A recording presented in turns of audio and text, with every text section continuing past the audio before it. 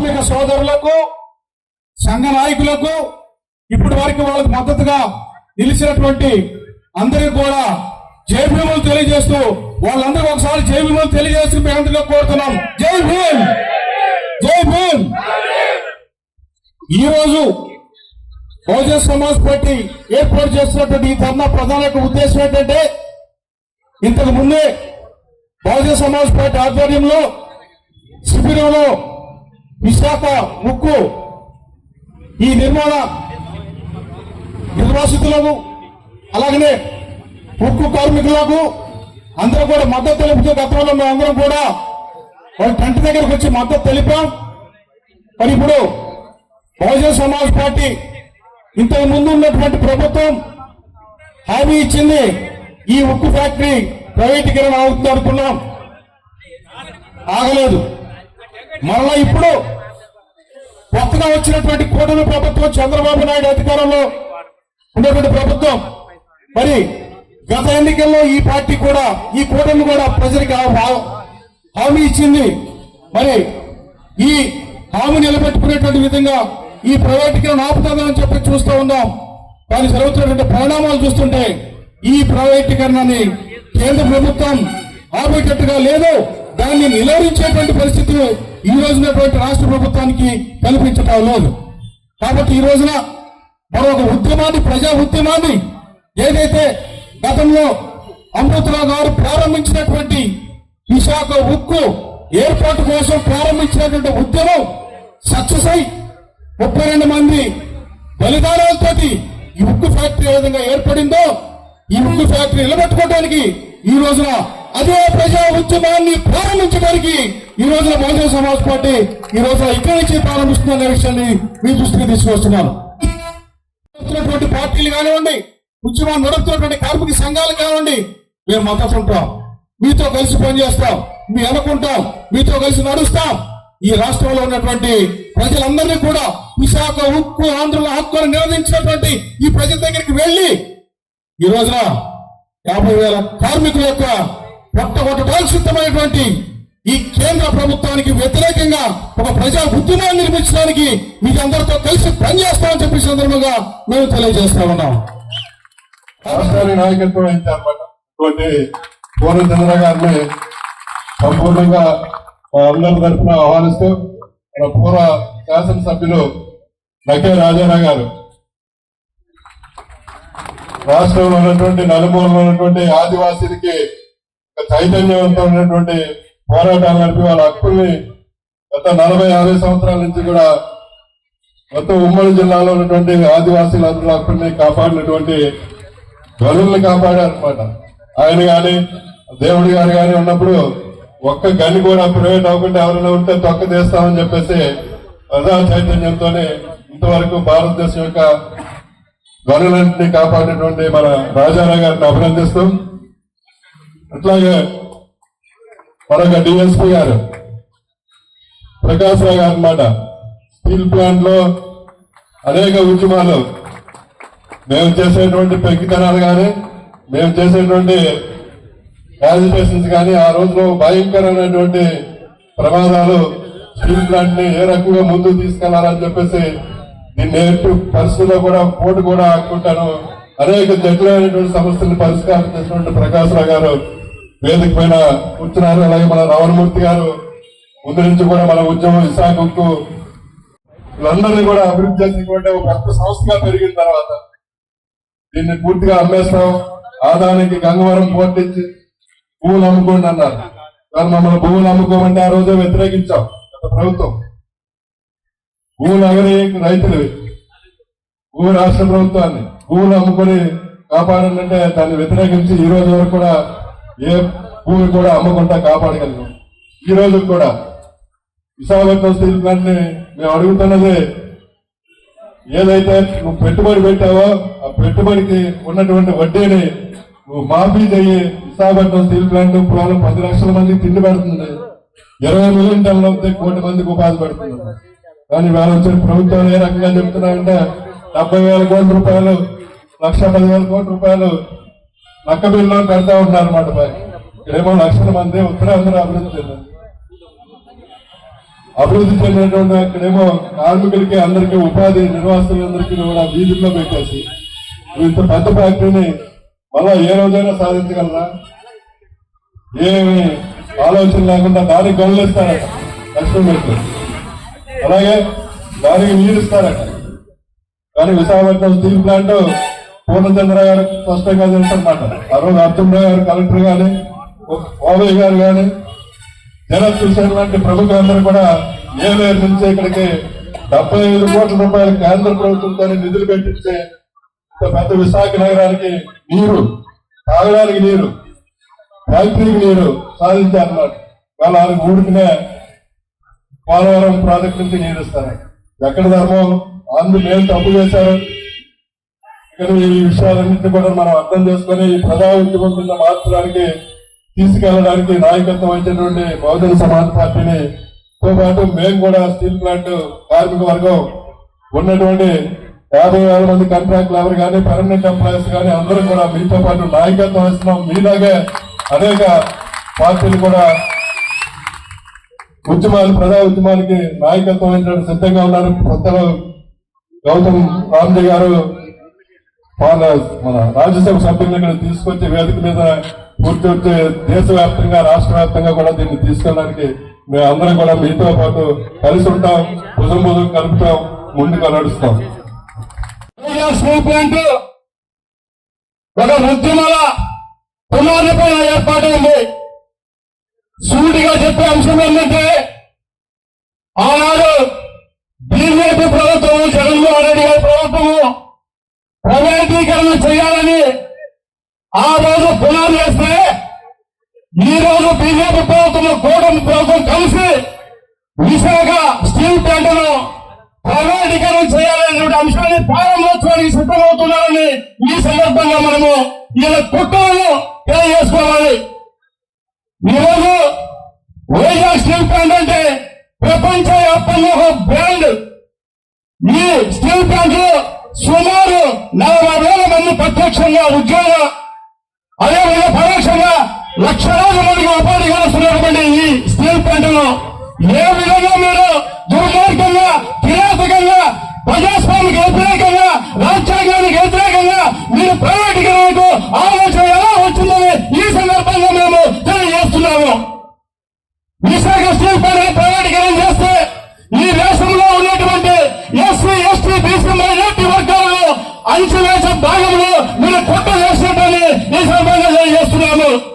అంచవేత అధికమైతే తిరిగిబాటు ఎక్కువవుతుందని ఈ సందర్భంగా తెలియజేస్తున్నాము. మిత్రులారా, ఎక్కడైనా చూడండి, ఒక ప్రైవేట్ సెక్టర్ గారు ఏర్పాటైతే చాలా కోల్పోతాము.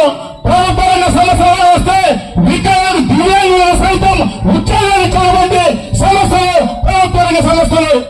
అదేవిధంగా భారత రాజ్యాంగానికి విరుద్ధంగా కూడా ఈ కార్యక్రమాన్ని జరుగుతుందని తెలియజేస్తున్నాము. ఆనాడు డాక్టర్ బిఆర్ అంబేద్కర్ గారు చెప్పారు, భారత రాజ్యాంగం మంచిదైతే, అమలు చేసేవారు చెడ్డవారైతే భారత రాజ్యాంగం సెటిల్ అవుతుందని, భారత రాజ్యాంగం సెటిల్ అయితే అమలు చేసేవారు మంచివారైతే భారత రాజ్యాంగం మంచిది అవుతుందని ఆనాడు డాక్టర్ బిఆర్ అంబేద్కర్ గారు స్ఫూర్తిగా చెప్పారు. మరి ఈ ఘటనతో మీరు మంచివారు, చెడ్డవారని మీరు ఆత్మ పరిశీలన చేసుకోవాలని పాలకులు అడుగుతున్నాం, హెచ్చరిస్తున్నాం. మీరు విశాఖ ఉత్తరు వెంటనే ప్రైవేటీకరణ ఆపండి. మరి ఒక్కొక్కరు జాతీయ స్థాయి లీడర్లు 40 ఏళ్ళ యొక్క అనుభవం, మీరు చాలా అనుభవిస్తున్నారు కదా, మరి ఏమైంది విశాఖ స్టీల్ ప్లాంట్ ప్రైవేటీకరణ ఆపేటువంటి చర్యలు మీ యొక్క విధానమని అడుగుతున్నాము. మీరు ఎన్నో కార్యక్రమాలు చేస్తున్నారు. ఆనాడు రోజు రూపాయలు జరిగితే బస్సులో ఉండి మీరు విశాఖను బ్రహ్మాండంగా తీర్చిదిద్దారు కదా. ఈ రాష్ట్రంలో, ఈ దేశంలో లక్షలాది మంది ప్రత్యక్షంగా, పరోక్షంగా ఉన్నటువంటి విశాఖ ఉత్తరు ప్రైవేటీకరణ ఆపాలని ఎందుకు మీరు చర్యలు చేపట్టాలని తెలియజేస్తున్నాము.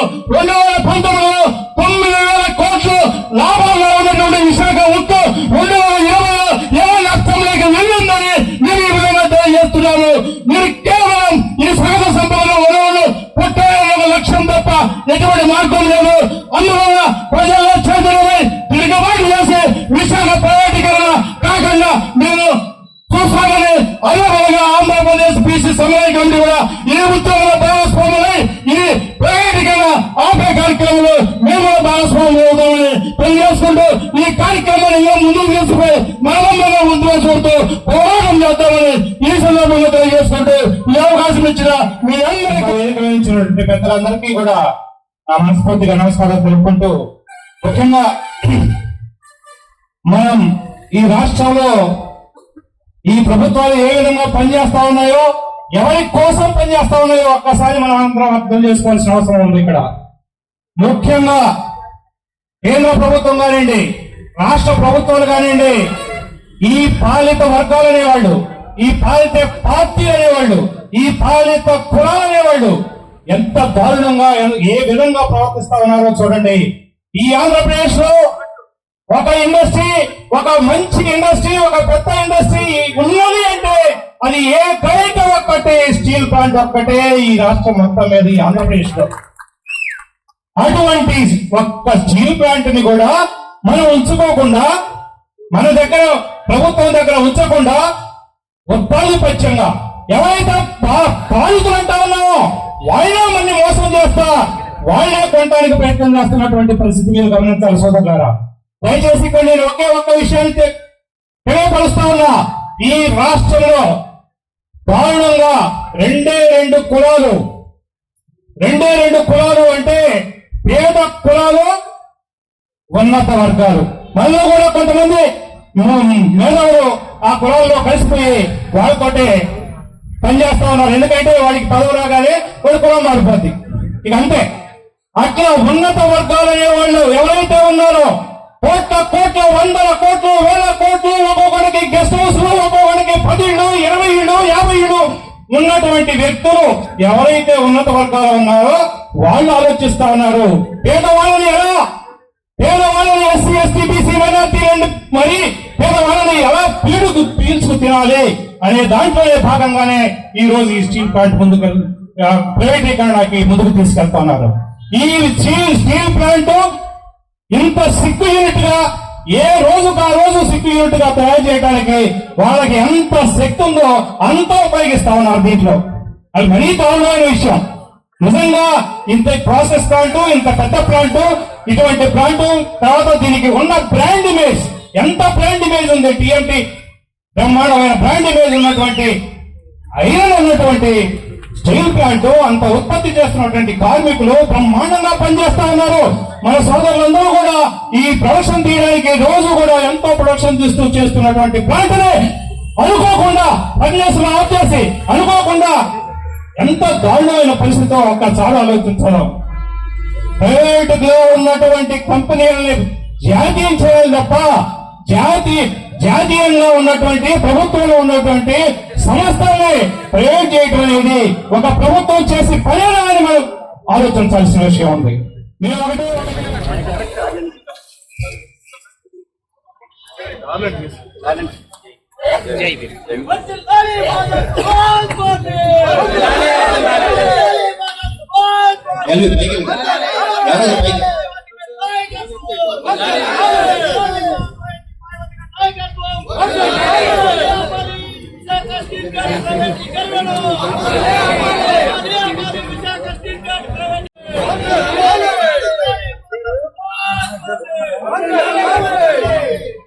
బుడదీతగా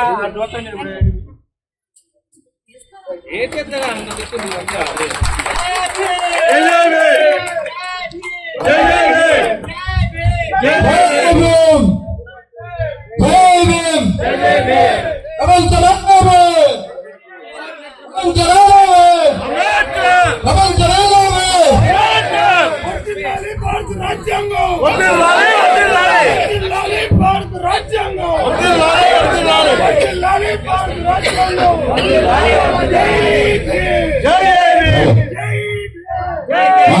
మహాత్మా పూలవాలంగా చేస్తున్నా కోరుతున్నా. బహుజన్ సమాజ్ పార్టీ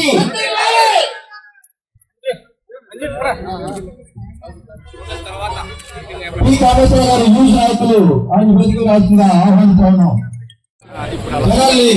స్పీకర్ ఉద్యమాన్ని ఎక్కడికో తీసుకెళ్ళినటువంటి ఒక వ్యక్తి శ్రీ పిసాయి గారు ఎన్నో పాత్రలు పోషించారు ఈ స్పీకర్ ఉద్యమం కోసం. మాయావతి గారు ఎవరైతే అగ్రవర్ణాలు ఉన్నారో అందరూ కూడా సీట్ ఇచ్చింది బాబు అక్కడ. ఆవిడ అనేక సందర్భాల్లో మరి చీఫ్ మినిస్టర్ కూడా మరి కావడం జరిగింది. మరి ఎప్పుడైనా ఏనుగు గుర్తు చూస్తే మనందరూ గుర్తు వచ్చేది బహుజన సమాజ్ పార్టీ ఆంధ్రప్రదేశ్ లో కూడా ఉందా అని చెప్పేటువంటి పరిస్థితి కూడా తీసుకొచ్చి చాలా మంది పోటీ చేశారు. ఇక్కడ సత్యం గారు కూడా అక్కడ పోటీ చేయడం జరిగింది. ఈ పరిస్థితుల్లో ఎప్పుడైనా సరే కొన్ని సందర్భాల్లో కౌన్సిలర్ కి కార్పొరేటర్ కూడా కొంతమంది గెలవకపోవచ్చు, కానీ డైరెక్ట్ గా ఎమ్మెల్యేలు కూడా ఎంపీలు కూడా అయ్యే అవకాశాలు కూడా ఉంటాయని చెప్పి విషయాన్ని కూడా గుర్తుపెట్టుకోవాలి. సో ఏదేమైనా ఈ రోజు ఉన్నటువంటి పరిస్థితుల్లో కేంద్ర ప్రభుత్వం ఈ రోజు పెట్టుబడిదారి వర్గాలకు కొమ్ము కాసే ప్రభుత్వం. Sir Ramji Saab, you're aware that the government of India under the leaders of Modiji is heading only for the business people, business community, especially for Adani Ambani. In the whole of the country, there are two people who are selling the country's properties. There are two people, I don't want to name those people, but they are taking a buying. So these things are happening. Visakhapatnam steel plant is 100% entity of central government. Not even a single person for anybody. 100% is the only public sector in the country, Visakhapatnam steel plant. Earlier it was a part of SAIL. It got separated in 1982, and after 1982, this company initially initiated for 3 million ton, but we have crossed 3 million ton, we have produced 3.5. When we gone to the expansion, there were about 7,000 crores for reserves in the company. The reserves were given spent for the expansion, and about 17,000 crores were taken loans from the government of various branches, for which we are paying every month 180 crores to 200 crores interest. Now we are asking the government to postpone, to stagger for some time, at least for 3 years. If you don't charge the interest, automatically company will grow. Instead of giving any money from the government, this is one kind of suggestion we are given, and this is the only company don't have the mind. Whereas Jindal, SR, Gimbani, all these companies are Adani, they are having a minds. But Visakhapatnam steel plant is the only company, steel plant doesn't have the mind. In the entire country, it is only resource-based plant. So that is why everybody keeping eye on this plant. There are about 25,000 acres of land required from the farmers and the government, and there are about 16,000 families got displaced. Only 8,200 people got employment. About 8,000 people are still waiting for employment. Under this circumstance, without talking to anybody, either the state government, or the politicians, or the trade unions. So they have taken a decision to sell off 100% or even to privatize. So in the పరిస్థితుల్లో that's why we need your support. When we met you in Delhi also, we explained everything and you supported us. మేము చెప్తుంది ఏంటంటే Visakhapatnam steel plant అనేది ఒక భారతదేశానికి ఒక మణిదీపం లాంటి. ఈ విశాఖపట్నం స్టీల్ ప్లాంట్ భారతదేశంలో మెట్రో ప్రాజెక్టులు కానీ, లేదా ఇరిగేషన్ ప్రాజెక్టులు కానీ, ఇళ్లకు కానీ, అనేకమైనటువంటి డ్యాములు హౌసింగ్ కానీ వాడటం జరిగింది. ఇది క్వాలిటేటివ్ స్టీల్ ప్లాంట్. ఈరోజు ఏదైతే మోడీ గారు ఏదైతే చెప్తుంటారో సర్దార్ వల్లభాయ్ పటేల్ కోరుతున్నారు. సర్దార్ వల్లభాయ్ పటేల్ కి స్వాతంత్ర ఉద్యమం, ఆయన మాత్రం స్వాతంత్ర ఉద్యమం చేశాడు. ఈ బీజేపీలో ఉన్నటువంటి గాడ్సెట్ కోల్చేవారు గాంధీని కానీ, అంబేద్కర్ కానీ, ఇంకోని కానీ కాదు. ఇప్పుడు ఓటు బ్యాంక్ కోసం అంబేద్కర్ గారు కావాలి, సర్దార్ వల్లభాయ్ పటేల్ కావాలి, గాంధీ గారు కావాలి, మరొకరు కావాలి. సో ఆ విధంగా సర్దార్ వల్లభాయ్ పటేల్ ప్రాజెక్ట్ లో కూడా విశాఖపట్నం స్టీల్ ప్లాంట్ మెటీరియల్ వాడడం జరిగింది. సో ఈ విధంగా లక్షలాది మందికి జీవనాధారం ఇస్తుంది. ఈరోజు నిర్వాహకులుగా పనిచేస్తున్నారు. ఇంకా చాలా మంది ఉపాధి కావాలి. ఈ రిజర్వేషన్ తూట్లు పడాలని ఏదైతే కాంశీరామ్ గారి ఆలోచనలు కానీ, మాయావతి గారి ఆలోచనలు కానీ కూడా తుంగలో తొక్కడానికి ఈ రోజు మొత్తం ఉన్నటువంటి దేశంలో ఉన్నటువంటి అణగారిన వర్గాలు, మైనారిటీలు కానీ, దళిత గిరిజన వర్గాలను కానివ్వండి, బీసీలు కానీ పూర్తిగా సర్వనాశనం చేయాలని దృక్పథంతో కేవలం పెట్టుబడిదారు వర్గాలకి వాళ్ళు వెన్ను కాసే విధంగా ఈ రోజు మోడీ గారి ప్రభుత్వం పనిచేస్తుంది. వాటి మీద మేము అందరం పోరాటం చేస్తున్నాం. ఆ పోరాటం దిశగా ఉండడం వల్లే ఈ రోజు ఒక అడుగు ముందుకు అయిపోయినారు. ఈ విధంగా విశాఖపట్నం స్టీల్ ప్లాంట్ కాపాడుకుంటూ ముందుకెళ్తున్న తరుణంలో ఈ రోజు ఉత్పత్తి బాగా చేయగలుగుతున్నాం. కానీ ఎంప్లాయీస్ వరకు కూడా శాలరీస్ లేవు. చాలా మంది జూనియర్ ఎంప్లాయీస్ కూడా అనేక రకాలుగా ఇబ్బందులు పడే పరిస్థితి ఏర్పడింది. ఇటువంటి తరుణంలో మీరందరూ వచ్చి ఒక స్ఫూర్తినిచ్చినందుకు, అన్ని ప్రాంతాలు వచ్చి ఒక సంఘీభావం ప్రకటించి హృదయపూర్వకంగా బహుజన సమాజం ధన్యవాదాలు తెలియజేస్తున్నాం. రాజకీయాలకు అతీతంగా విశాఖ ఉక్కు పరిరక్షణ పోరాట కమిటీ ఆదినారాయణ గారు కూడా మాట్లాడారు. అన్ని కార్యక్రమాలు కూడా మనం చేయగలుగుతున్నాం. రేపు రానున్న రోజుల్లో కూడా విశాఖపట్నం స్టీల్ ప్లాంట్ కాదు, భారతదేశంలో ఉన్నటువంటి ప్రభుత్వ రంగ సంస్థ జోలికి వస్తే చూస్తూ ఊరుకొని హెచ్చరిక చేయడానికి విశాఖ నగరం నుంచి మొదలుపెట్టి రాష్ట్ర వ్యాప్తంగా, దేశవ్యాప్తంగా ఉద్యమాలు జరిపి ఈరోజు ప్రపంచ వ్యాప్తంగా కార్మిక వర్గం ఇన్ని రోజులు కార్యక్రమాలు చేశారంటే ఆ విశాఖపట్నం స్టీల్ ప్లాంట్ కార్మికులు, ఆ కార్మికులకి బాధ్యతగా నిలవడానికి వచ్చినందుకు మరొకసారి హృదయపూర్వకంగా బహుజన సమాజ్ పార్టీ సామాన్య కార్యకర్తల నుంచి రైతాగా అది నాయకులు కూడా హృదయపూర్వక ధన్యవాదాలు తెలియజేస్తున్న సెలవు తీసుకున్నారు. విశాఖ ఉక్కు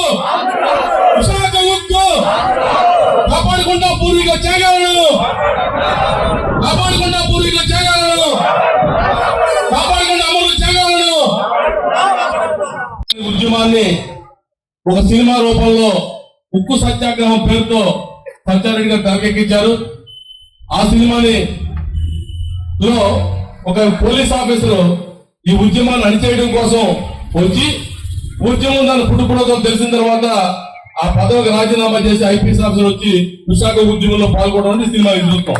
ఇప్పుడు నిజంగా పూర్ణ చంద్రబాబు వచ్చి ఒక ఐపీఎస్ ఆఫీసర్ వెనకాల గంటలు పెట్టుకుని వచ్చి మన ఉద్యమంలో పాల్గొనడం అంటే ఖచ్చితంగా భవిష్యత్తులో మనం విజయం సాధిస్తామన్న నమ్మకం నాకు వచ్చింది. అట్లాగే మీరు అనట్లేదు, వచ్చారు ఉద్యమంలోకి వచ్చారు కాబట్టి అట్లాగే సత్యం గారు, పల్లాపల్లి సత్యం గారు ఒక ప్లాంట్ లో పర్సనల్ ఆఫీసర్ గా ఒక ముఖ్య భూమిక పోషిస్తూ మాలాంటి నాయకుల్ని కంట్రోల్ చేయడం కోసం, ఉద్యమాన్ని కంట్రోల్ చేయడం కోసం ఆ పాత్ర పోషించి ఇప్పుడు ఉద్యమాన్ని ముందు తీసుకుపోయే పాత్ర అయితే సత్యం గారికి కూడా ధన్యవాదాలు తెలియజేస్తా ఉన్నాం. కాబట్టి మాకు భయం లేదు. ఈ ఉద్యమాన్ని ప్రారంభించిన రోజున ఉద్యమంగా ప్రారంభించాం. ఇప్పుడు అన్ని రాజకీయ పార్టీలు కూడా ముందుకొచ్చి మేము మద్దతు ఉంటా ఉన్నారు. మన కోరేది ఏంటి? 5,500 కోట్ల రూపాయలు పెట్టుబడి పెడితే 3 లక్షల కోట్ల రూపాయల ఆస్తిగా తీర్చిదిద్దింది విశాఖపట్నం స్టీల్ ప్లాంట్ కార్మిక వర్గం. దీన్ని ప్రజల ఆస్తిగా ఉండమని చెప్పి కోరుకుంటున్నాం తప్ప ఇంకోటి కాదు. 5,000 కోట్ల రూపాయలు పెట్టుబడి పెడితే 1,00,000 మందికి డైరెక్ట్ గా ఇండైరెక్ట్ గా ఉపాధించింది విశాఖపట్నం స్టీల్ ప్లాంట్. దాని ప్రభుత్వంగా ఉండాలని చెప్పి చెప్తా ఉన్నాం. 5,000 కోట్ల రూపాయలు పెట్టుబడి పెడితే 54,000 కోట్ల రూపాయలని వివిధ ఫండ్ల రూపాయల ట్యాక్సుల రూపాయలు మీకు కట్టింది విశాఖపట్నం స్టీల్ ప్లాంట్. అందుకు ప్రభుత్వంగా ఉండాలని కోరుకుంటా ఉన్నాం. Visakhapatnam steel plant only steel మాత్రం ఉత్పత్తి చేయడం లేదు. విశాఖపట్నం స్టీల్ ప్లాంట్ లో రైతులు ఉపయోగించినటువంటి అమోనియా పుష్కల ప్లాంట్ పెద్ద ఉత్పత్తి చేసి చౌకదారులకి రైతులకు అందిస్తున్న ఏకైక plant Visakhapatnam steel plant. Corona కాలంలో మెడికల్ ఆక్సిజన్ లేక విలువలాడుతూ పెట్రోల్ రాయిపోతా ఉంటే ఈ రాష్ట్రానికి పక్క రాష్ట్రానికి మహారాష్ట్రకు కూడా మెడికల్ ఆక్సిజన్ ఇచ్చింది విశాఖపట్నం స్టీల్ ప్లాంట్. దాని ప్రభుత్వంగా కోరుతా ఉన్నాం.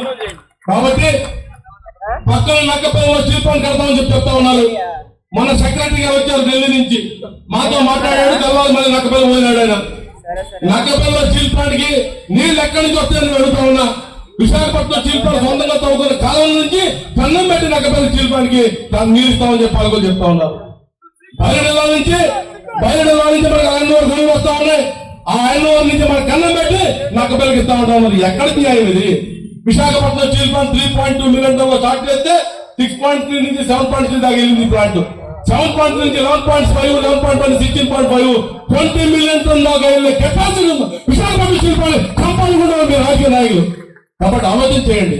ఎక్కడ ఉన్న రిజర్వేషన్లు ఒక బీసీ కానీ, ఓసీ కానీ, ఎస్సీ కానీ, ఎస్టీ కానీ, ఒక ఫిజికల్ హ్యాండిక్యాప్ కానీ, ఒక ఎక్సర్వీస్ మనకి రిజర్వేషన్ ఎక్కడ ఉన్నాయి? విశాఖపట్నం స్టీల్ ప్లాంట్ లో సామాజిక న్యాయం జరుగుతుంది కాబట్టి దీన్ని చంపి ప్రైవేట్ రంగంలో పోవాలనుకుంటా వాళ్ళకి సమర్థాలని చెప్పేసి హెచ్చరిక చేస్తూ ఈరోజు బీఎస్పీ నాయకులు పెట్టిన సమావేశానికి మేము పాల్గొనడం మన అవకాశంగా భావిస్తా ఉన్నాం. భవిష్యత్తులో బీఎస్పీ లాంటి పార్టీలందరూ కలుపుకొని, కమిట్మెంట్ కలుపుకొని ఈ ఉద్యమాన్ని ముందుకు తీసుకుపోతాం. పాల్గొన్న జాగ్రత్త. ప్రైవేట్ రంగంలో వచ్చే స్టీల్ ప్లాంట్ సాగిస్తూ మమ్మల్ని కన్నం పెట్టాలనుకున్నాం ఊరుకునేది చెబుతూ ఈ పూర్వీక త్యాగాలను కాపాడుకోవడం కోసం ఏ త్యాగాన్ని సిద్ధం తెలియజేస్తూ మీ అందరికి ధన్యవాదాలు. Thank you sir. Chief guest, we came all the way from UP to support our plan.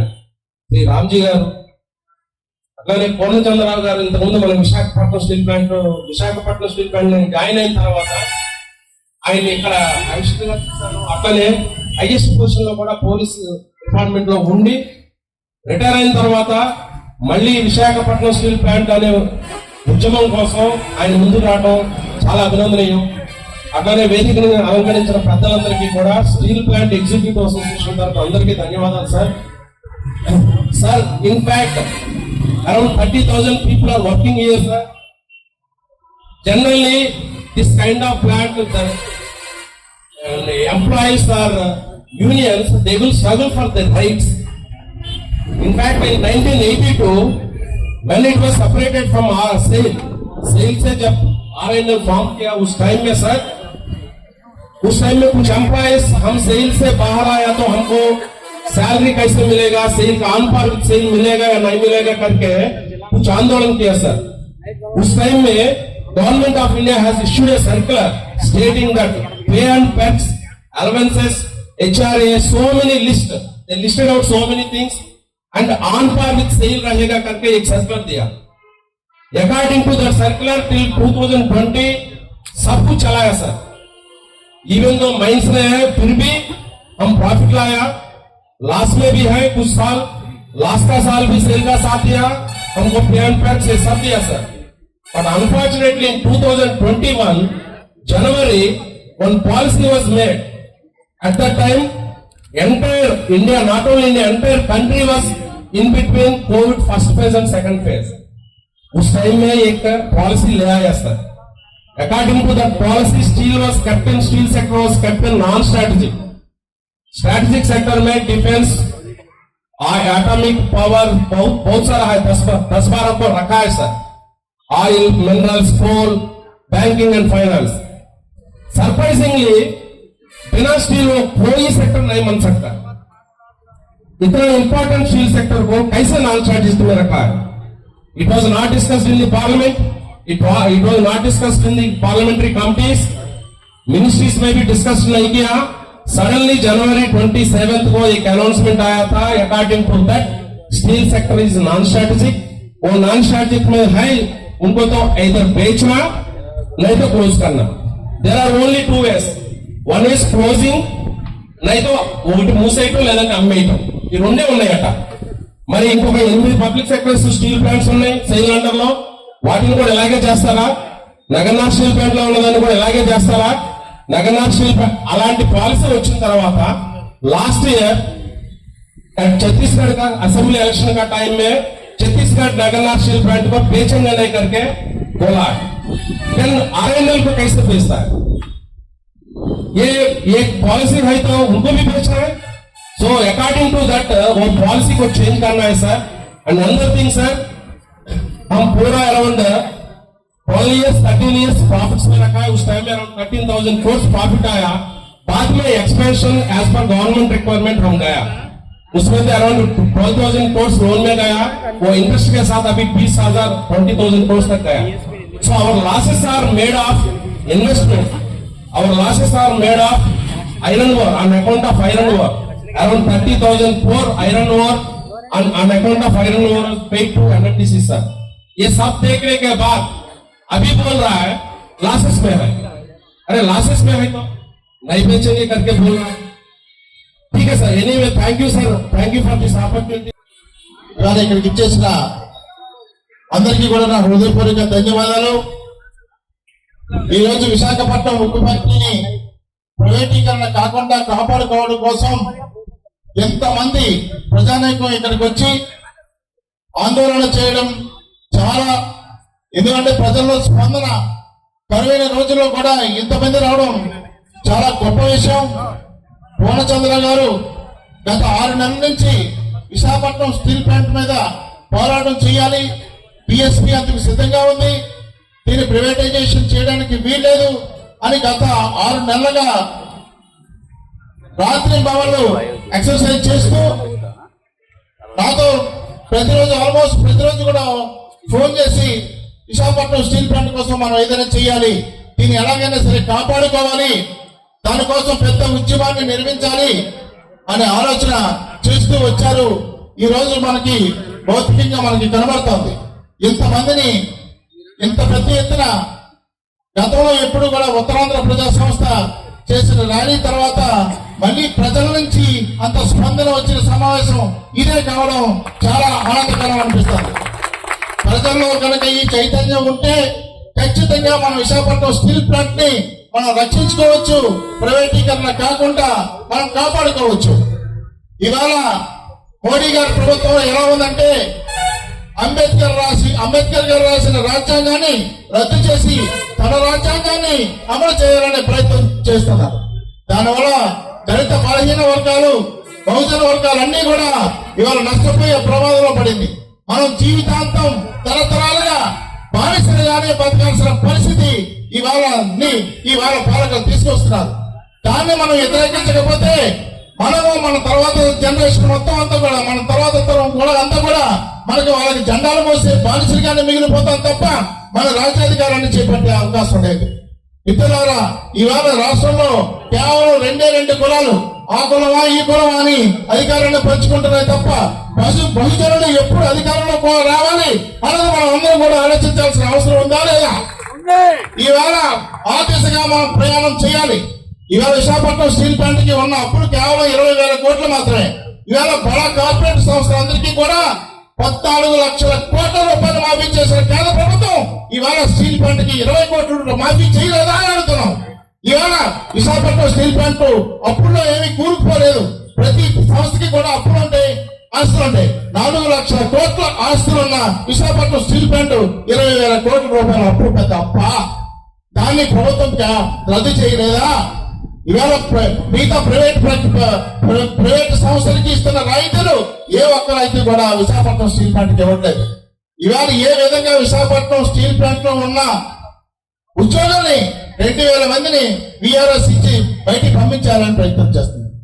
దానికోసం చాలా తెగ కష్టపడిపోతాం. ప్రతి ఇవాళ ఈ నెల జీతంలో 35% జీతం ఒకసారి ఇచ్చారు, 30% జీతం ఒకసారి ఇచ్చారు. అలాగే కాంట్రాక్ట్ కార్మికులకి 6 నెలల నుంచి జీతాలు ఇవ్వట్లేదు. వాళ్ళందరినీ కూడా తొలగించాలని చెప్పి 14,000 మందిని ఒకే రోజు తొలగించాలని చెప్పి పన్నాంగం పడింది. ఆవేళ ఉత్తరాంధ్ర ప్రజా సంస్థ మొదటి మొత్తం అన్ని సంస్థలు కూడా ఆందోళన చేపడితే ఆ ఆందోళనకు భయపడి తలవొక్కి మళ్ళీ 14,000 మందికి కూడా మళ్ళీ ఉద్యోగాలు ఇవ్వడం జరిగింది. ఈవేళ నిర్వాసితులు 26,000 ఎకరాల భూములు ఇచ్చిన నిర్వాసితులు అందరూ కూడా ఓట్ల మీద పడున్నారు. వారికి ఉద్యోగాలు లేవు. 8,000 మందికి ఇంకా ఉద్యోగాలు లేకుండా 3వ తరం వచ్చేసింది. ఈ తరంలో ఉన్న వాళ్ళందరూ కూడా అధికారుల ఇళ్లలో పాచి పని చేసుకుని బతికే పరిస్థితి. పాచి పని చేసుకుని బతుకుతున్నారు భూములు ఇచ్చిన వాళ్ళందరూ కూడా. వారి దయనీయ పరిస్థితిని కూడా ఎంత ఘోరంగా ఉందంటే వాళ్ళు తినడానికి తిండి కూడా లేని పరిస్థితిలో ఉన్నారు. ఇవన్నిటినీ ఈవేళ విశాఖపట్నం స్టీల్ ప్లాంట్ కనుక మనం వదులుకుంటే మన ఉత్తరాంధ్రను మనం వదులుకున్నట్టే లెక్క.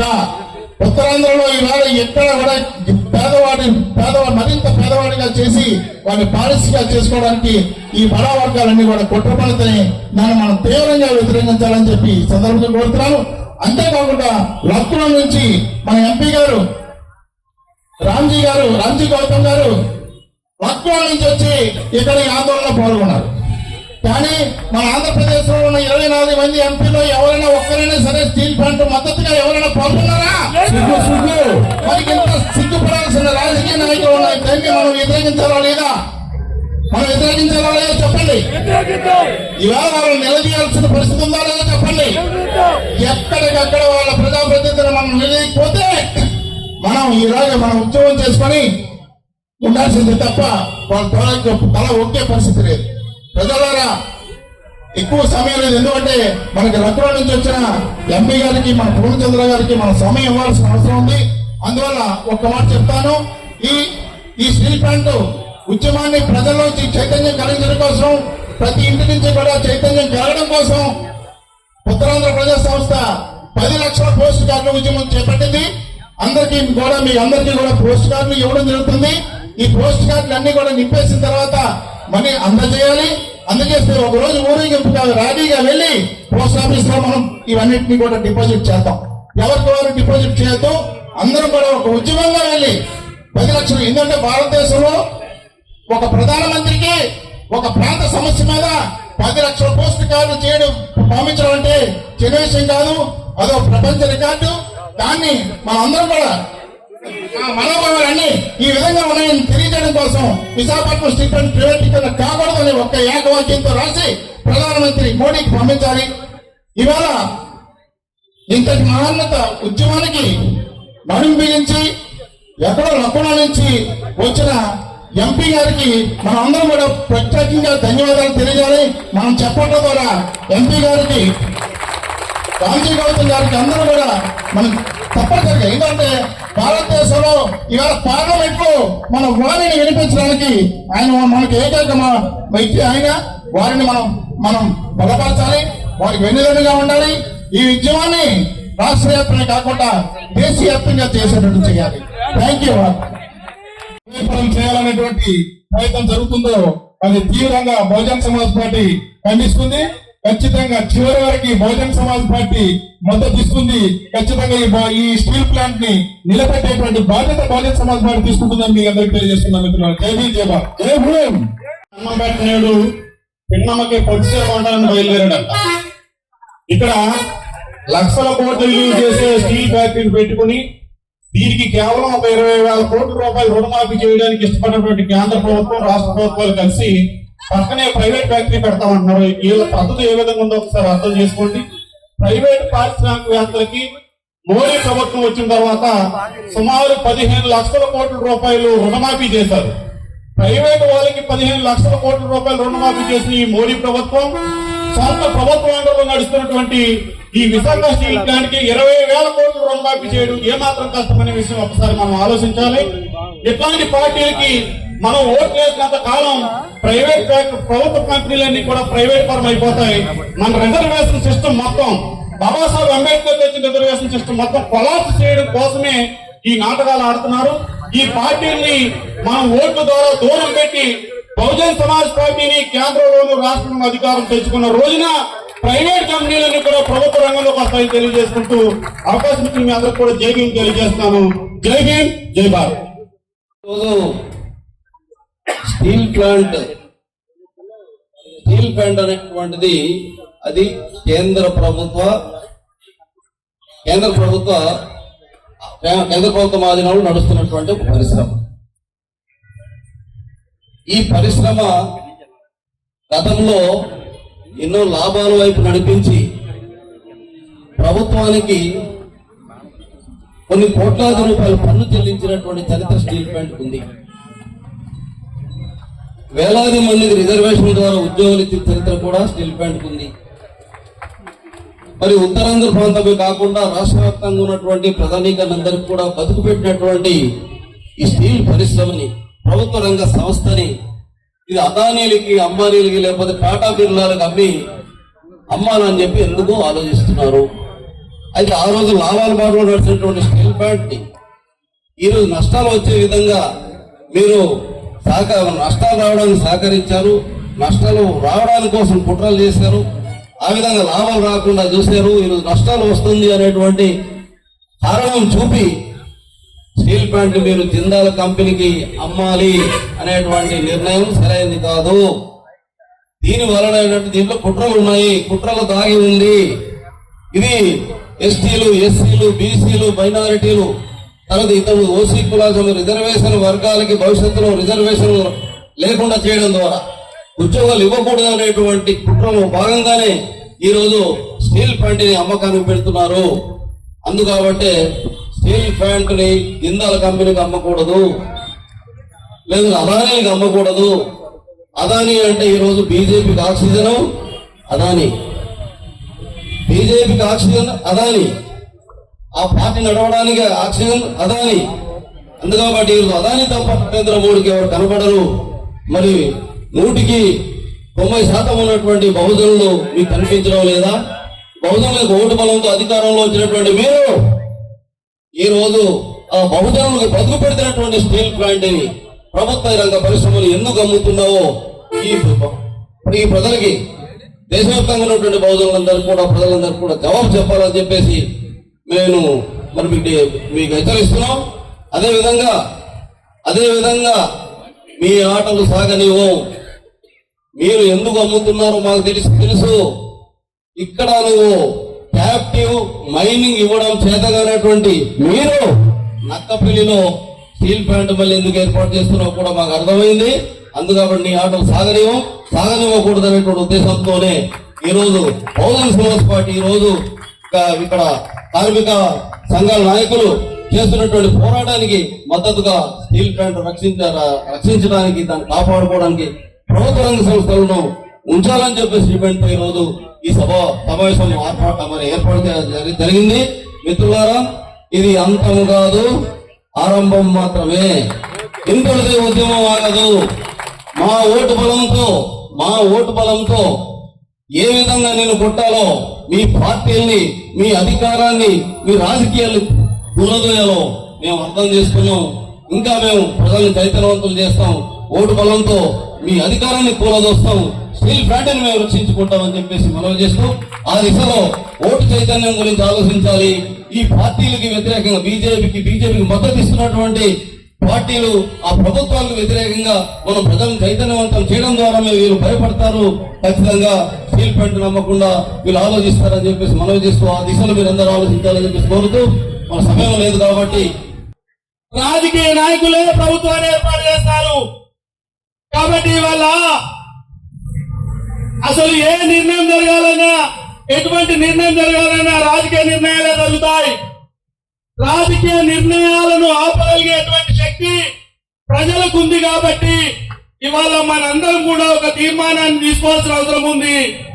వాళ్ళు ఏ పని చేసినా ఇవాళ విశాఖను ప్రైవేటీకరించాలన్నా, మూసివేయాలన్నా, లేకపోతే అమ్మివేయాలన్నా రాజకీయ తీర్మానం తీసుకుంటూ నిర్ణయం తీసుకుంటూ, అది బీజేపీ పార్టీ అయినా రాజకీయ నిర్ణయమే, అది తెలుగుదేశం పార్టీ అయినా రాజకీయ నిర్ణయమే, అది జనసేన అయినా, లేకపోతే నిన్న మొన్నదాకా ఉన్నటువంటి వైసీపీ నేత అయినటువంటి జగన్ అయినా రాజకీయ నిర్ణయం తీసుకుంటూ. కాబట్టి మనం ఇవాళ ఏం నిర్ణయం తీసుకోవాలంటే, ఈ విశాఖ ఉక్కు పరిశ్రమ ఉద్యోగులే కాదు, విశాఖపట్నం ఉత్తరాంధ్రలో ఉండేటువంటి వాళ్ళు మీకు మేము అండగా ఉంటాం. మేము ఒక రాజకీయ నిర్ణయం తీసుకున్నాం. ఉత్తరాంధ్రలో బీజేపీని, తెలుగుదేశంను, జనసేనను, వైసీపీని ఓడించాలనే నినాదం తీసుకుంటే తప్ప రాజకీయ నిర్ణయాలు మాత్రమే పరిస్థితులను మారుస్తాయి. ఏ ఒక్కరు ఉద్యమాల ద్వారా మారాయి. కాబట్టి ఈ ఉత్తరాంధ్రలో ఉండే 5 పార్లమెంటు, 34 అసెంబ్లీలను రానున్న రోజులలో ఓడించాలనే తీర్మానాన్ని తీసుకోగలిగితే విశాఖ స్టీల్ ఫ్యాక్టరీ పరిరక్షించబడుతుంది తప్ప, లేకపోతే ఏ నిర్ణయాలు తీసుకున్నా, ఏ అర్జీలు పెట్టుకున్నా, ఎంత మొత్తుకున్నా ఉండదనే వాస్తవాన్ని తెలుసుకొని ఉత్తరాంధ్రలో ఉండే 34 అసెంబ్లీలు, అసెంబ్లీని మారుస్తుంది, అసెంబ్లీలో చర్చిస్తుంది. 5 పార్లమెంట్ లో చర్చిస్తాయి. ఈ దేశంలో 2 చోట్ల నిర్ణయాలు జరుగుతాయి. ఒకటి పార్లమెంట్ లో నిర్ణయాలు జరుగుతాయి, 2 అసెంబ్లీలో నిర్ణయాలు జరుగుతాయి. ఈ చట్టసభలలో మన ప్రజలు వెళ్లకుండా, మన ఐడియాలజీ వెళ్లకుండా, ఈ ప్రజలు చేసుకోలేటువంటి పార్టీలు వెళ్ళనంత కాలం ఈ సమాజం నష్టపోతుందని ఇవాళ ఈ బెంగాల్ తుఫాన్ సందర్భంగా ఒక రాజకీయ తుఫాను కోసము మీరందరూ ఆలోచించవలసిందిగా, తీర్మానించవలసిందిగా, ఆ తీర్మానానికి మీరందరూ మద్దతు తెలియజేసిందిగా కోరుతున్నాను. Thank you. మన వివి రమణమూర్తి గారు ఇక్కడ చాలా ప్రముఖులు. ఆయన ఉత్తరాంధ్ర సమస్యల మీద పోరాటం చేస్తున్నారు.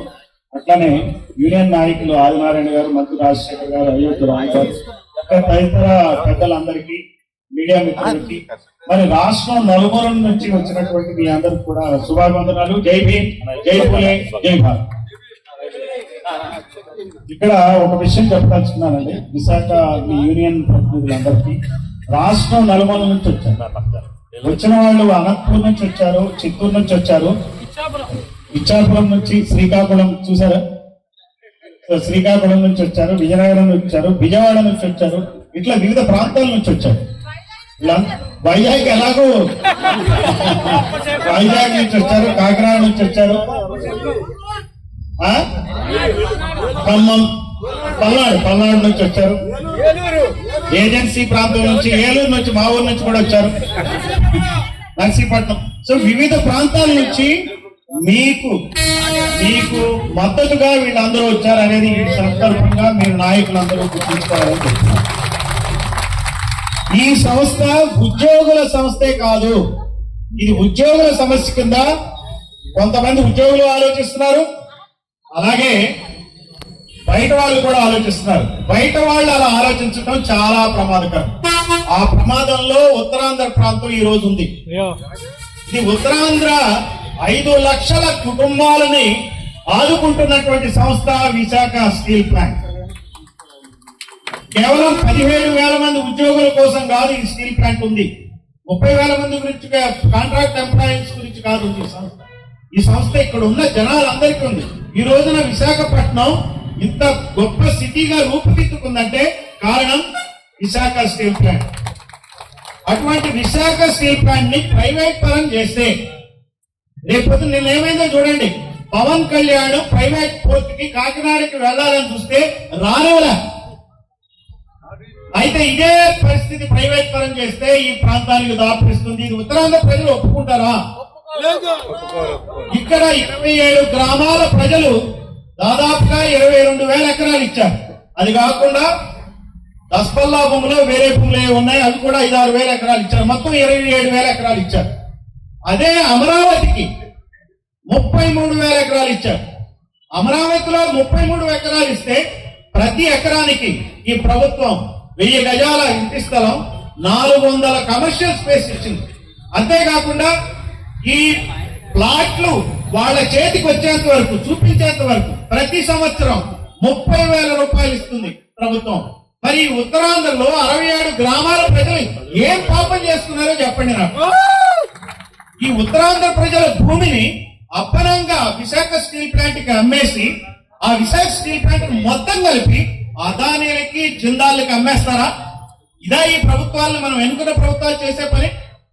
ఈ రోజున ఆంధ్రప్రదేశ్ లో ఇది ఆంధ్రప్రదేశ్ కాదు, అదానీ ప్రదేశ్ గా మార్చే ప్రయత్నాలు జరుగుతున్నాయి. నెల్లూరులో కృష్ణపట్నం పోర్ట్ మన ఆంధ్రుడే నిర్మించాడు. నవయుగ సంస్థ తరపున కమ్మాయన. అది అదానీల పరమైంది. రెడ్డి చీఫ్ మినిస్టర్ అదానీలకు అమ్మేశాడు. ఉత్తినే అమ్ముతాడండి? నాకు చెప్పండి. నిన్న మొన్న పేపర్లో ఏమని వచ్చింది? అమెరికా నుంచి ఎన్ని డబ్బులు ముట్టాయని వచ్చింది చెప్పండి? 1750 కోట్లు. ఎవరికి ముట్టాయి చెప్పండి? ఎవరికి పుట్టాయో చెప్పండి. మరి అది న్యాయమా?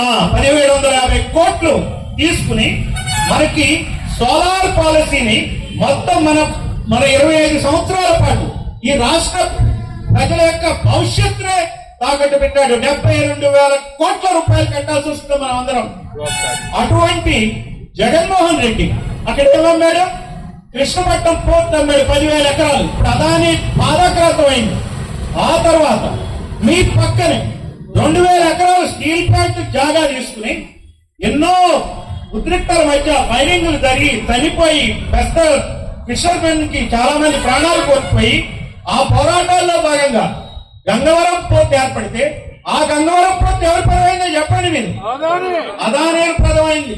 అక్కడ ఉన్న గవర్నమెంట్ వాటా 10% కన్నా ఎక్కువ ఉంటే దాన్ని కేవలం 600 కోట్లకు అమ్మేశాడు జగన్మోహన్ రెడ్డి.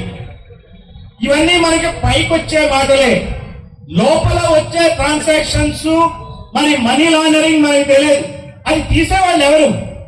ఎవరైతే దొంగలే వాళ్ళే పోలీసు. దొంగలే పోలీసు. ఈ రోజున 2 దొంగ పార్టీలు ఉన్నాయి ఇక్కడ. ఈ 2 దొంగ పార్టీలు పిల్లల్లాగా కొట్లాడుకుంటున్నాయి. ఈ పిల్లలు కొట్లాడుకునే దేనికోసం తెలుసా? మన సంపద అనే రొట్టె ముక్క కోసం. మన సంపద అనే రొట్టె ముక్క కోసం ఈ పిల్లలు కొట్టుకుంటే కోతిలాగా అదానీలు జిందాల్లో వచ్చి నీకింత అని చెప్పి ఆ రొట్టె ముక్కను మొత్తం వాళ్ళే వేస్తున్నారు. చివరికి దొంగ పిల్లలు తోకమిచ్చి పెద్ద గండు పిల్లకి దండం పెట్టుకుని కూర్చుంటుంది ఇక్కడ. ఇది రాష్ట్ర రాజకీయ పరిస్థితి. అసలు వీళ్ళు రాజకీయ నాయకులేనా? వీళ్ళు మన పాలకుల, మన పీడితుల, మనల్ని పీడించే వాళ్ళ? ఇది మనం అర్థం చేసుకోవాలి.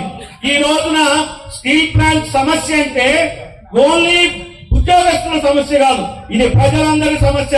ఈ ఉత్తరాంధ్ర రాజకీయ భవిష్యత్తు సమస్య. ఈ రోజు చూద్దాం, మనకి ఢిల్లీ నుంచి బహుజన్ సమాజ్ పార్టీ రాజ్యసభ ఎంపీ అయినటువంటి మన గౌతమ్ రామ్జీ గారు ఈ ధర్నాకు వచ్చారు. ఎవరైనా ఎంపీ ఇక్కడికి వచ్చి ఎవరైనా సరే ధర్నాలు చేశారా? మీరు నిన్నగాక మొన్న గెలిపించుకున్నారు శ్రీ భరత్, చాలా కుర్రాడు, బాగా ఆయన మా అయితే ఇంకా కుర్రాడు. ఆయన మా చెప్పండి. అన్స్టాపబుల్ బాలకృష్ణ. అన్స్టాపబుల్ బాలకృష్ణ. మరి ఆయన ముందుపులో 3 సార్లు గెలిచాడు. మరి ఏం చేస్తున్నాడు చెప్పండి? ఈ రాష్ట్రానికి, ఈ ప్రాంతానికి ఏం చేస్తున్నాడు? ఆయన అల్లుడే ఇక్కడ ఎంపీ కదా. ఈ ఎంపీ ఏం చేస్తున్నాడు? సరే, ఈ ఎంపీ తోడల్లుడు ఎవరో చెప్పండి? Lokesh, de facto chief minister. అతనేం చేస్తున్నాడు? ఆయన లోకేష్ తండ్రి చంద్రబాబు నాయుడు 4 సార్లు ముఖ్యమంత్రి అయ్యి ఏం చేస్తున్నాడు? ఈ స్టీల్ ప్లాంట్ ప్రైవేటీకరణ కాకుండా ఇక్కడ హుద్దుహుద్దు వస్తే బస్సులో కూర్చుని ఈ కార్యక్రమాలని డిజాస్టర్ మేనేజ్మెంట్ చేయడానికి ఉన్నటువంటి శ్రద్ధ ఈ ఈ రోజు విశాఖ స్టీల్ ప్లాంట్ ప్రైవేటైజ్ అవుతుంటే ఎందుకు చంద్రబాబు శ్రద్ధ తీసుకోడు నాకు చెప్పండి. మరి ఇటువంటి చీఫ్ మినిస్టర్ తో మనకి ఏం మెరుగు అవుతుంది? మనం ఏ రకంగా ఈ దేశం బాగుపడుతుంది? ఈ రకంగా చూస్తే అదే కుటుంబం నుంచి వచ్చినటువంటి ఎంపీ ఇక్కడ ఒకసారి 2 సార్లు ఎంపీగా గెలిచి మళ్ళీ కేంద్ర మంత్రి బీజేపీ ప్రెసిడెంట్ అయిన ఇంకొక ఆమె ఉన్నారు. ఆమె ఎవరు చెప్పండి? పురంధేశ్వరి. మరి ఆమె ఏం చేస్తున్నారు చెప్పండి? ఈ ఎంపీలు ఇప్పుడు ఆమె ఇక్కడ గెలిచింది, మళ్ళీ రాజమండ్రిలో ఎంపీ గెలిచింది. వీళ్ళంతా ఒకే కుటుంబంలో 5 ఉన్నారు. ఒక చీఫ్ మినిస్టర్, 2 ఎంపీలు, తర్వాత ఒక డిఫాక్టో చీఫ్ మినిస్టర్. 5 ఉండి ఈ రాష్ట్రానికి ఏం వరుగుతుందో చెప్పండి, ఈ స్టీల్ ప్లాంట్ కి ఏం వరుగుతుందో చెప్పండి. ఈ స్టీల్ ప్లాంట్ ని లాభాల బాటలో నడిపించలేనటువంటి తెలివి తక్కువ నాయకులు వీళ్ళు. మళ్ళీ వాళ్ళు వ్యాపారాలు నడుపుకోవట్లేదో చెప్పండి. ఏముంది ఆయన చంద్రబాబు గారికి ఉన్న పరిశ్రమ ఏంటి? హెరిటేజ్. అది మరి లాభాల్లో ఉందా నష్టాల్లో ఉందా? మరి ఇటెందుకు రాదు? ఇవెందుకు నడుపుకోరు? కేంద్ర ప్రభుత్వంతో మాట్లాడి ఒక సరైన అధికారిని వేసి రోజు ఇది పర్యవేక్షణ చేయొచ్చు కదా. బస్సులో పడుకుని హుద్హుద్ తుఫాన్ అని విజయవాడలో వరదలు వచ్చినాయి. బస్సులో పడుకే ముందు ఒక అరగంట పని మానిటర్ చేసి ఎందుకు రాదు చెప్పండి లాభాల్లోకి? ఏ రకమైనటువంటి పాలన ఈ రాష్ట్రంలో ఉంది? నేను 4 సార్లు ముఖ్యమంత్రి అవడం వల్ల మనకేం ప్రయోజనం? ఆయనకు ప్రయోజనం, ఆయన ముందున్నటువంటి చీఫ్ మినిస్టర్ ప్రయోజనం, వాళ్ళకే ప్రయోజనాలు.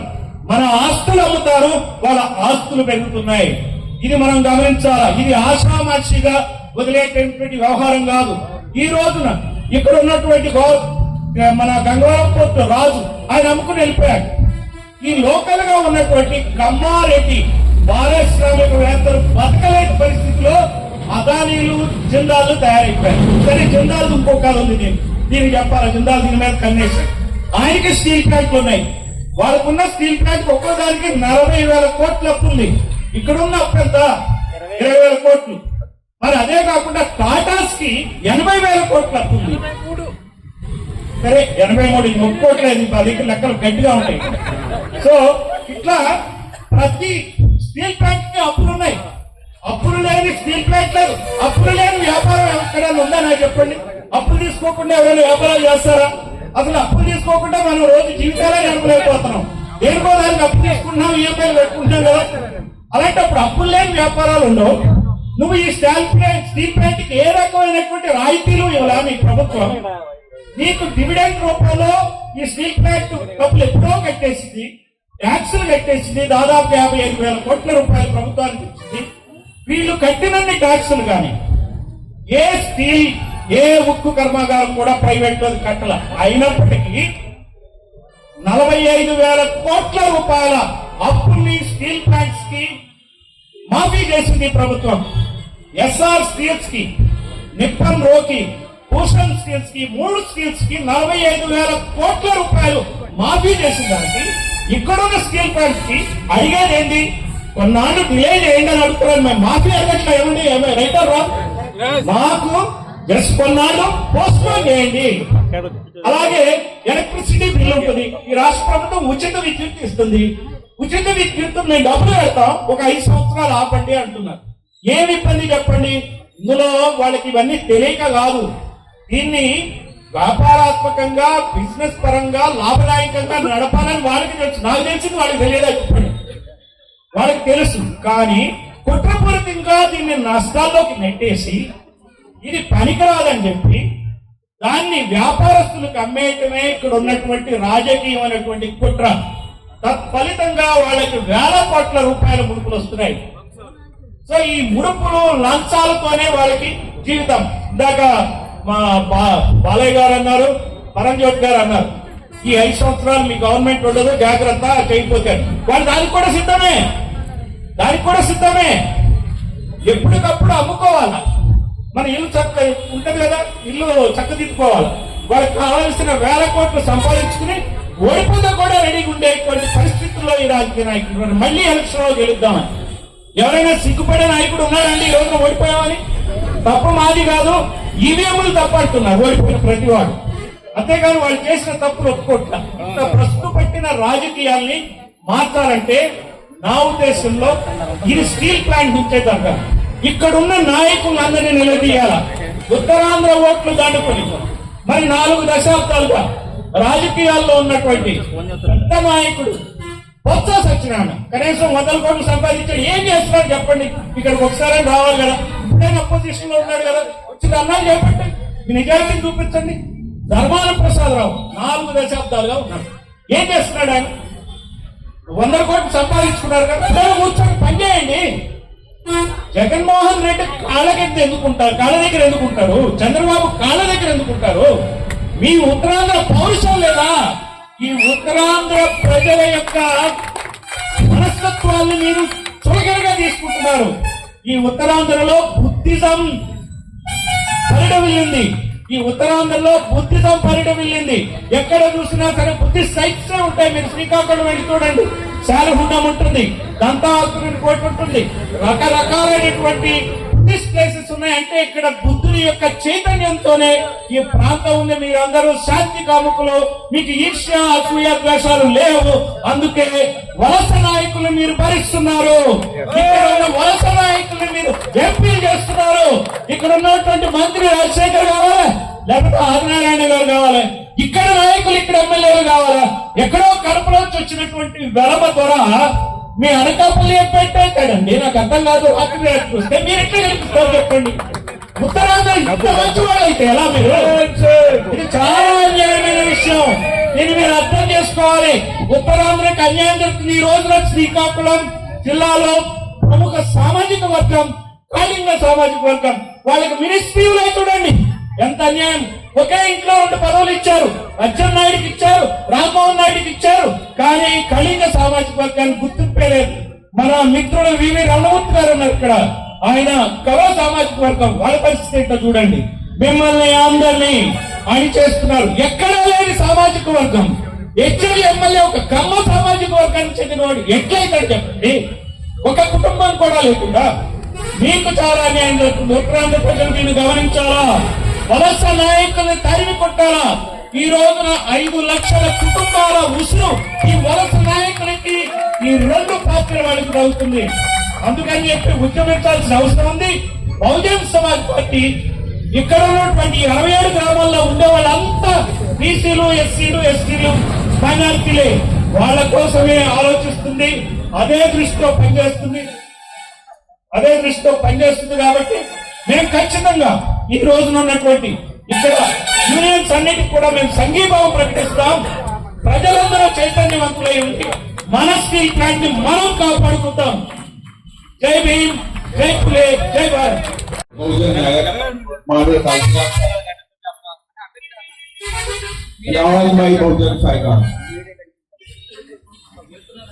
Today in this session, I am with you totally, and my party is with you.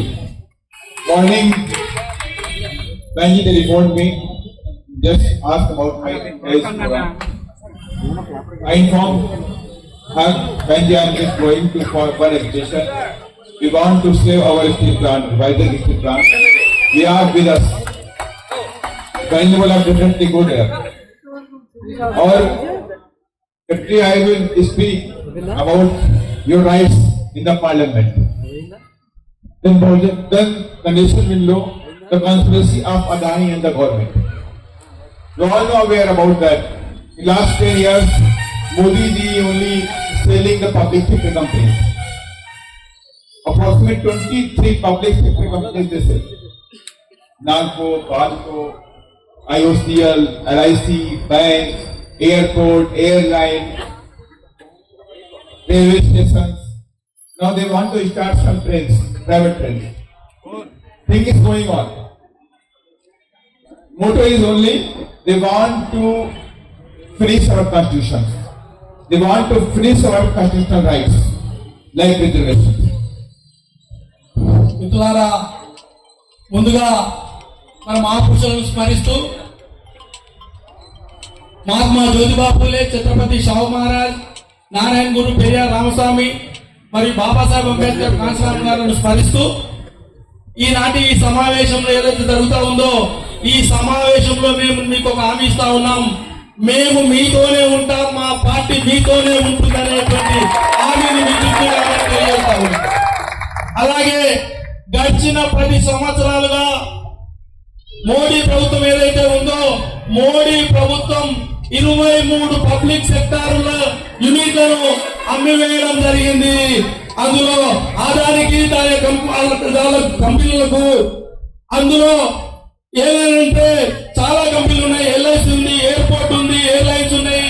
అట్లాగే రైల్వే తదితర కంపెనీలను ఈ సంస్థలు అమ్మేసి ప్రభుత్వం ఏంటంటే ప్రైవేట్ పరం చేస్తా ఉంది. You have no idea about that. What a conspiracy is going on by the big businessmen like Adani and something. You know all about BSNL? BSNL जानते हैं आप लोग? BSNL. You know? Now it is lost. Why? अगर आप यहाँ हैं 2005 में, that time the BSNL was in profit. It's been, he was a no-return company. But now in a loss deficit. Because the government fame a conspiracy. Government ने उन्हें 3G दिया, but 4G and 5G licence उनको नहीं दिया. Private sector ने 5G licence दिया, 4G licence दिया, but BSNL को नहीं दिया. और BSNL लॉस में हो. మిత్రులారా, మనం వీళ్ళ పద్ధతి చూస్తూ ఉంటే రాజ్యాంగాన్ని రక్షించేటువంటి పరిస్థితుల్లో లేరు. బిఎస్ఎన్ఎల్ ప్రైవేట్ ప్రారంభం చేయడం జరిగింది. నవరత్నాల్లో ఒకటైనటువంటి బిఎస్ఎన్ఎల్ అమ్మడం అనేటువంటి జరిగింది. ఇవాళ ప్రభుత్వ రంగ సంస్థలకేమో ముఖ్యంగా ఈ బిఎస్ఎన్ఎల్ సంబంధించిన దాంట్లో ఈ 3G కానీ 4G లాంటి అత్యాధునికమైన సౌకర్యాలు కలిగినటువంటి వాటినేమో ప్రభుత్వ రంగ సంస్థకైన బిఎస్ఎన్ఎల్ ఇవ్వకుండా ప్రైవేట్ రంగాలకు ఇచ్చి ప్రభుత్వ రంగ సంస్థలు బలహీనం చేస్తా ఉన్నారు. Same like happening is there. Government want to make some deficit here. Then easily he can say this Vizag company is lost. That's why we want to say. Means no captive mines for iron ore, no captive mines for coal. This is the main conspiracy behind of this steel, Vizag steel plant. They want to show the nation that Vizag in the steel plant is in the loss. That's why we want to stay. Someone given me some written things. 4 lakh crore ka asset hai. The asset is right now the asset is of the Vizag steel plant is 4 lakh crore. But government want to sell it only 25,000 crore. What is this going on? It's like a big corruption. They are just saying, कटोगे तो फटोगे, मंदिर, मस्जिद, हिंदू, मुस्लिम ये बोलते रहते हैं. But they are doing behind of this lots of corruption. They want to sell all our assets. These public sector companies are our asset, not for the politicians. These are all Indians. This is our asset. Because last 10-20 years, Vizag steel plant given 55,000 crore rupees as a tax to the government account. 55,000 crore. Most approximate 5 lakh jobs. Money ki 32,000 something price here. 17,500 permanent price. 16,000 something mutual basis. Total approximate 32,000 employees here. And all over nation-wise, 5 lakh persons depend on the Vizag steel plant. But now government want to sell it in the Adani. Government has no power, no right. Because in this history, during the agitation of earlier, 32 students died for this Vizag steel plant. They want to be here. Lots of struggle was that time. 32 students, 5 to 6 people died for the agitation. 7 members of parliament resigned. 60 members of legislative assembly resigned. Only for demand was, we want to steel plant in Vizag. Vizag steel plant is a pride for the Andhra Pradesh. This is a pride for Andhra Pradesh. మిత్రులారా, ఇవాళ ప్రభుత్వం ఎట్లా ఉంది అని అంటే మనకు జరిగే నష్టాన్ని వాళ్ళు పట్టించుకునేటువంటి పరిస్థితులు లేరు. ఏ విశాఖ ఉక్కు కర్మాగారం అయితే ఉందో దానికి కావలసినటువంటి ఐరన్ కానివ్వండి, బొగ్గు కానివ్వండి అవైలబుల్ నుండి ఇక్కడ నడుస్తున్న క్రమంలో 4 లక్షల కోట్ల విలువైనటువంటి పరిశ్రమను 25,000 కోట్లకే అమ్మాలనే కుట్ర జరుగుతున్నది. ఈ కుట్రను మనం పసిగట్టాల్సిన అవసరం ఉంది. ఇది ప్రభుత్వ ఆస్తి కాదు, ఇది ప్రజల ఆస్తి. ప్రజల ఆస్తిని ప్రభుత్వం ఎట్లా ఉంటుంది అనేటువంటి అంశాన్ని ప్రజల్లోకి తీసుకెళ్లాల్సిన అవసరం ఉంది. ఈ ఉద్యమం చాలా కాలంగా నడుస్తూ ఉంది. గతంలో వైజాగ్ స్టీల్ ప్లాంట్ ఎంప్లాయీస్ 55,000 కోట్లకు సంబంధించినటువంటి ట్యాక్సుల రూపంలో కట్టినటువంటి పరిస్థితి ఉంది. విశాఖ ఉక్కు ఆంధ్రలాగా అనే ఉద్యమంలో దాదాపు 30 మంది పైచులుగా చనిపోయినటువంటి పరిస్థితి ఉంది. ఇక్కడ 17,500 మంది పర్మనెంట్ ఎంప్లాయీస్ అయితే దాదాపు 16,000 మంది అంటే 30,000 పైచులుగా ఉద్యోగస్తులను ఉపాధి కల్పిస్తున్నటువంటి ఈ పరిశ్రమను ప్రభుత్వం అమ్మడానికి వీలు లేదనేటువంటి ఒక నిర్ణయంతో మనం ముందుకు పోవాల్సిన అవసరం ఉంది. గతంలో ఈ ఉద్యమాన్ని కంపెనీ కావాలని చాలా మంది ఎమ్మెల్యేలు రాజీనామా చేసేటువంటి పరిస్థితులు అనేటువంటి విషయాన్ని గుర్తించాలి. But today we are very sorry. No MLA from Andhra Pradesh is present here. No member of parliament from Andhra Pradesh is present here. It's very shockable. कोई भी नहीं है. Lots of people is waiting for our politicians. They are just enjoying the hotels. Right now is the midday time. They are just enjoying the chicken and mutton. But lots of people just they are struggling for the jobs, even about the future of the family.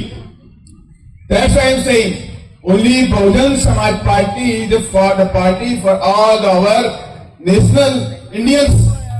This is a party to follow Baba Sahib Dr. Ambedkar's ideology. BSP is the only party he wants to implement the Constitution of India in all over India, all over departments. Only the BSP. No party is saying Congress showing the Constitution, the other party is showing the Constitutions. Now BJP is on the way, same like Congress. They are saying Congress Constitution, but they want to finish the Constitution. They don't want to implement the Constitution in the department. Here also, 17,500 employees, 7,500 employees with SC, ST and DC and BC people. After this Adani, suppose that if Adani will purchase it, then in the future, no job for the SC, ST and NBC people. No jobs. Everywhere you can see. All over India levels where the Adani project is there, in that project you can check there is a limited people from the SC, ST and DC and NBC people. They are doing only small jobs, cleaning jobs, fuel jobs, driver jobs, but there is no engineers, but there is no managers. Engineers and managers only provide by the Baba Sahib Dr. Ambedkar's Constitution. ये Constitution provide करता है. And now Modi ji government want to finish the Constitution, not directly but indirectly. Indirectly, he want to reduce the government job.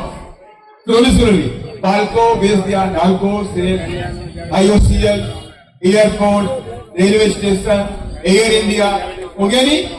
23 companies, my 23 public sector companies, they say it means there is no reservation. It means there is no Constitution. This is the main thing. Please save your pride. Visakha Ukku. Andhra Ukku. This is your pride. Why is it? Steel plant is a pride for the Andhra Pradesh. Please start the movement. This movement for home to home. Why is it? Steel plant is our asset. We don't want to sell. Give me the captive mines. We will be the profit-making company within 6 months. इसलिए मैं and other things during the establishment of this plan 67 villages they provide the land 27,000 acre land provide the villages total family was 16,000 8,000 family they get some jobs but still awaiting 8,000 family for the jobs. Now government want to steal all the things. How is possible? Government has no any power to steal the things. It's the land of the villages. It's the land of the villages. If government want to steal things, I am requesting to all of you. I am requesting to all of you and also my all of Visakhapatnam peoples. Save your pride. This is the pride of the nation, the pride of the Andhra Pradesh also. Other things,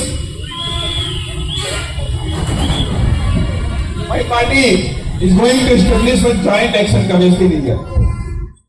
Joint action committee, steel plant, joint action committee. Visakha steel plant, joint action committee.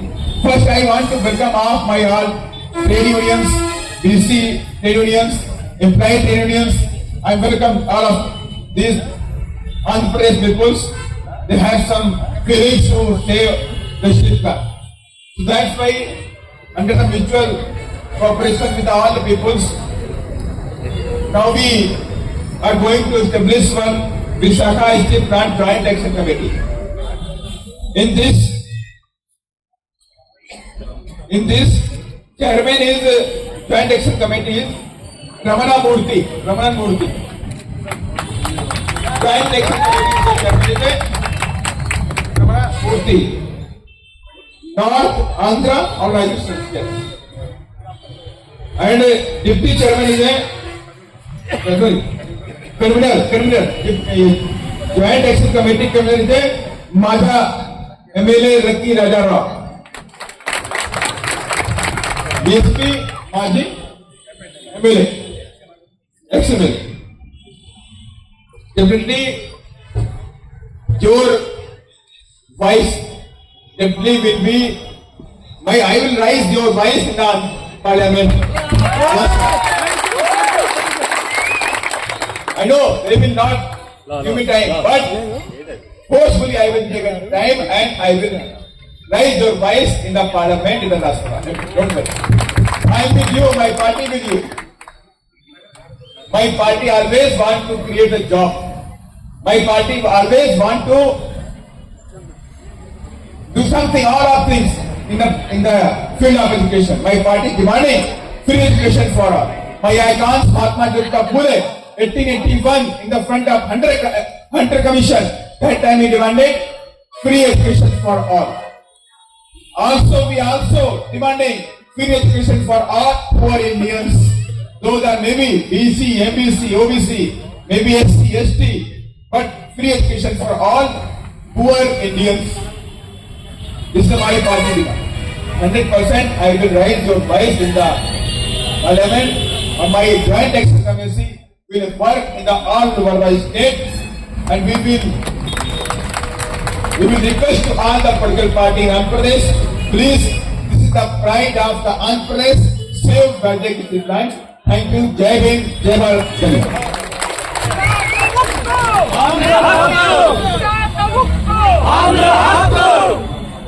మిత్రులారా, ఇక్కడ ఉన్నటువంటి చాలా మంది ఎమ్మెల్యేలు కానీ ఎంపీలు కానివ్వండి, ఇంత అన్యాయం జరుగుతుంటే వచ్చి పట్టించుకున్న పాపాన పోలేదు.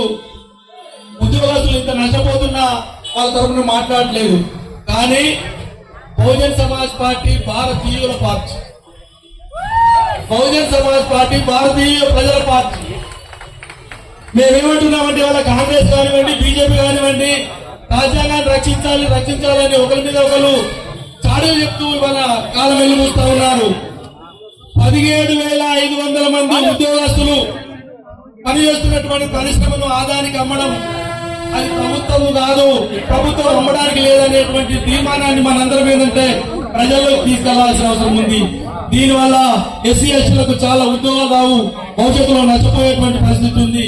చిన్న చిన్న ఉద్యోగాలు చేసే బతుక్కునే మన మీదనే కొడితే ఇవాళ పెద్ద కంపెనీలకు ఇస్తా ఉన్నారు. మనందరం కూడా వీటన్నిటిని ఎదుర్కొని నిలబడాలి. రిజర్వేషన్ లేకుండా పోతాయి. భవిష్యత్తులో చాలా నష్టం వచ్చేటువంటి పరిస్థితి ఉంది. ఈ ఉద్యమాన్ని అర్థం చేసుకొని మనందరం ఏంటంటే ఇది న్యాయమైన ఉద్యమాన్ని ఇల్లు తిరిగి ప్రజల్ని ఆర్గనైజ్ చేయాల్సిన అవసరం ఉంది. అమ్మకుండా ఆపాల్సిన అవసరం ఉంది.